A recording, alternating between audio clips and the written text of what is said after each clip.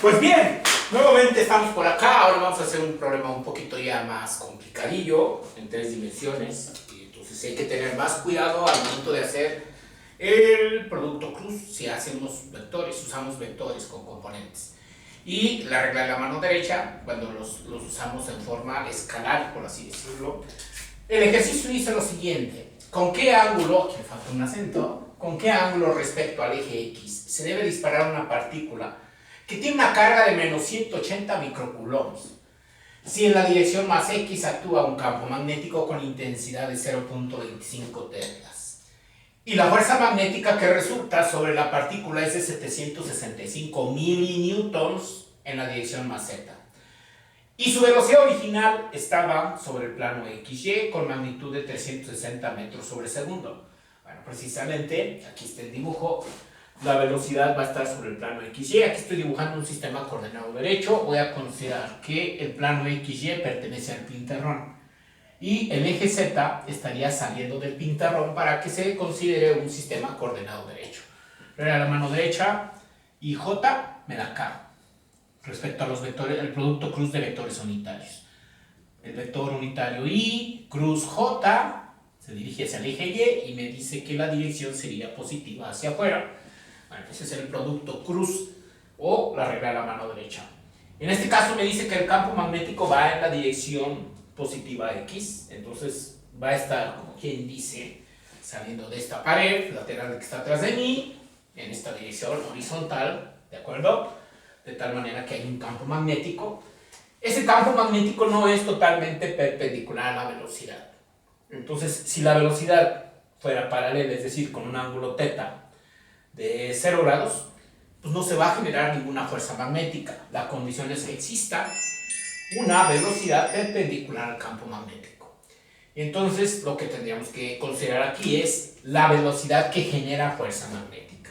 Entonces, esta velocidad V, si la presentamos aquí, tendría dos componentes. Esta es una velocidad en X y esta es una componente que es la velocidad en Y, con un ángulo de 90 grados entre ellas, y este es el ángulo θ que estamos usando de referencia, que es el que me está preguntando el problema. Entonces, si consideramos esa componente de la velocidad en Y, esa sí es perpendicular. Ahora, estoy considerando el ángulo positivo en sentido contrario a las manecillas del reloj a partir de la parte positiva del eje X. Ese ángulo bien podría ser menor a 90 o mayor a 90. Vamos a hacer el análisis de la regla de la mano derecha. Si la componente Y de la velocidad es vertical hacia arriba y el campo magnético va hacia adelante, así como estoy ahorita yo, tendría que poner la mano derecha, la palma dirigida hacia la pared, los dedos hacia arriba, que indican el sentido de la velocidad en Y positiva hacia arriba, hago el giro de la mano y el pulgar estaría apuntando hacia atrás de la pared siempre y cuando la carga fuera positiva. Como la carga es negativa, entonces significa que tendría que ser en sentido contrario al pulgar, es decir, correctamente iría en la dirección Z positiva la fuerza. Entonces esta fuerza va en esta dirección y esta es la fuerza magnética, en la dirección Z positiva. Si uso la mano izquierda para entenderlo también, porque es carga negativa, velocidad hacia arriba, campo magnético hacia el frente y el pulgar está apuntando hacia afuera, ahora sí ya me da de una manera más evidente el sentido de la fuerza magnética. Entonces es carga negativa, pero para eso se debe de cumplir que la componente de la velocidad en Y sea hacia arriba. ¿Qué hubiera pasado si tomo un ángulo por abajo de la horizontal, es decir, de 180 a 360 grados? La componente de la velocidad en Y hubiera sido hacia abajo. Y esa componente hubiera sido hacia abajo, entonces si usaba la regla de la mano izquierda tendría que haber tomado así. ¿Para qué? Para que la velocidad hacia abajo, el campo hacia el frente y la fuerza hubiera sido hacia atrás. Y entonces hubiera sido equivocado el concepto de tomar una componente de la velocidad en Y hacia abajo. Entonces tiene que ser positiva hacia arriba. Y una velocidad positiva en Y implica dos posibilidades: un ángulo de 0 a 90 o un ángulo también de 90 a 180. Puede ser θ1 o θ2. Son dos soluciones. ¿Por qué? Porque en este caso La componente en Y también va hacia arriba y la componente en X de la velocidad iría hacia atrás, pero esa velocidad no influye en la intensidad de la fuerza magnética generada por la acción de este campo magnético B y la velocidad. Entonces, la carga es de 180 microcoulombs, es negativa, pero como ya definí por la regla de la mano derecha el sentido de la fuerza, en las fórmulas ya no utilizamos el signo de la carga Q, ¿verdad? ¿Y cuál es la fórmula? Recordemos que la fuerza magnética está dada por la carga por la velocidad que es perpendicular al campo magnético por la intensidad del campo magnético.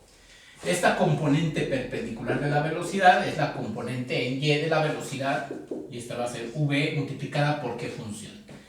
La componente en Y es el cateto opuesto, entonces esta va a ser multiplicada por el seno del ángulo θ.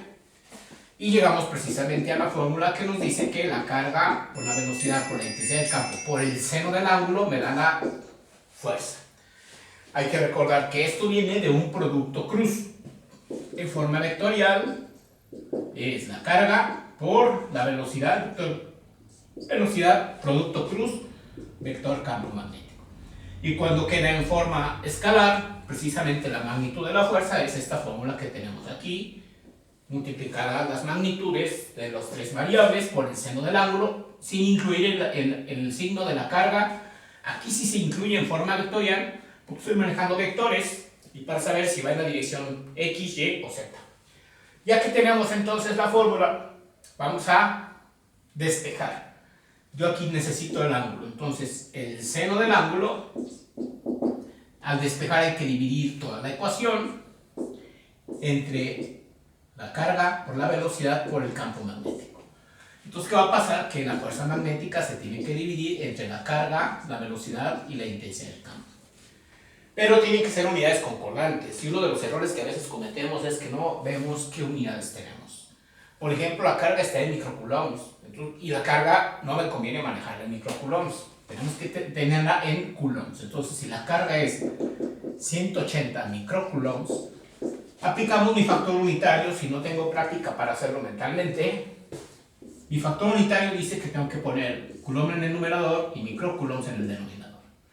Yo sé que un coulomb equivale a 10 a la 6 microcoulombs.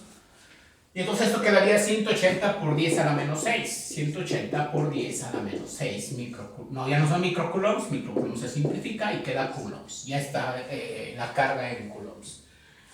El campo magnético ya está en teslas, pero la fuerza está en milinewtons. Y si la fuerza está en milinewtons, 7.65 milinewtons, hay que quitar los milinewtons.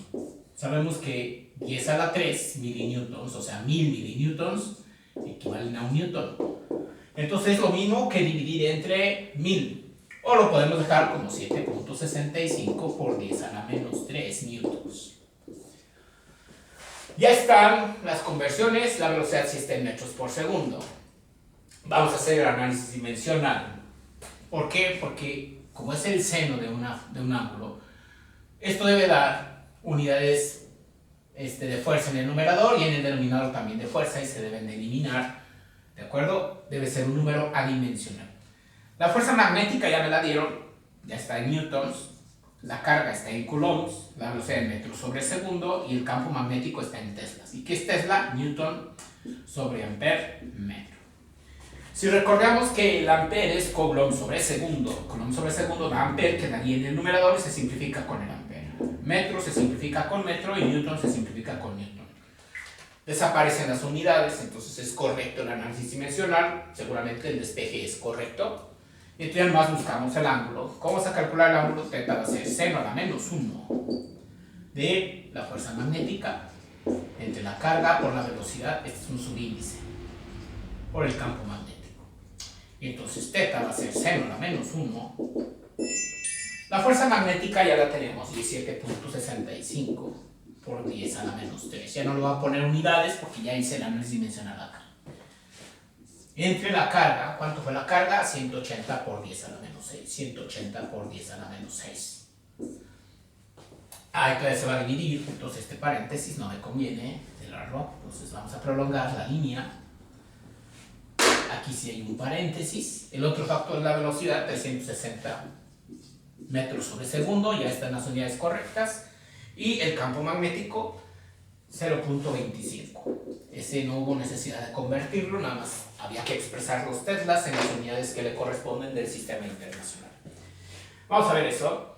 7.65 exponente menos 3 entre, abro paréntesis, 180 exponente menos 6 por 360 por 0.25, cierro paréntesis, esto me da 0.472. Entonces esto es seno a la menos 1 de 0.472. Al aplicar el arcoseno, eso me va a dar 28.18 grados. 28.18 grados. Pero esa es la primera solución cuando la velocidad está con componente positivo en X. Dijimos que hay una segunda solución que está en el segundo cuadrante. Se generan triángulos semejantes, triángulos simétricos. Este θ1 es el mismo que está aquí. Entonces, ¿qué va a pasar? θ1 son 28.18 grados y θ2 van a ser los 180 grados menos estos 28.18 grados. La segunda solución sería 151.82 grados. Bueno, pues ahí están dos opciones para resolver el problema. Si no me dicen en qué cuadrante quedaría, si hablamos del plano XY, pues tendría que definir precisamente las dos soluciones. Era un problema tridimensional, pero todavía se podía resolver por el enfoque escalar, por la ventaja de que la velocidad iba en el plano XY. Si la velocidad hubiera tenido tres componentes, en X, en Y y en Z, pues igual habría que usar vectores. Hubiera sido más práctico sacar las componentes vectoriales de la fuerza y hacer el producto. Nos estamos viendo, espero que sigan viendo Granados y sus problemas.